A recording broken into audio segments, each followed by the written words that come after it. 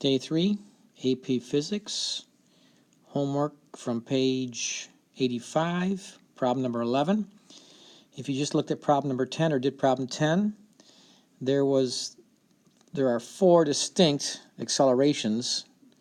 Well, there were 3 distinct positive accelerations and then 3 segments of 0 acceleration. So the 0 accelerations were here, here, and here, these flat lines. But we figured out the positive acceleration here was 20 meters per second squared, which is even a good acceleration.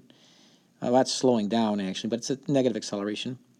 Sorry, it's still a positive acceleration because you're slowing down in a negative direction. This is a positive acceleration, once again, just the slope. That was 80 meters per second squared.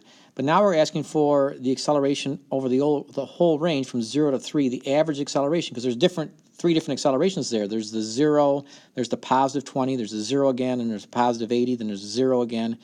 How do you average those all together? Well, the easiest way is just to do the equation. You don't need to factor all the 5 different accelerations. Just look at the definition for acceleration, which is the acceleration, A, average acceleration. We usually leave off the word average, but acceleration is delta V over t. When you have uniform acceleration, you don't need to worry about average. But here we have a bunch of different accelerations, but we're going to look over at the overall average acceleration. It's real simple at this point, as you will see. You look at the total change in velocity. Well, it starts off at negative 20, and it ends at 40. So if you want to officially write that down, you take the final velocity, check your units, same units, meters per second for both, minus a negative 20. So it's V final minus V initial for the change, divided by the total time, which is 3 seconds.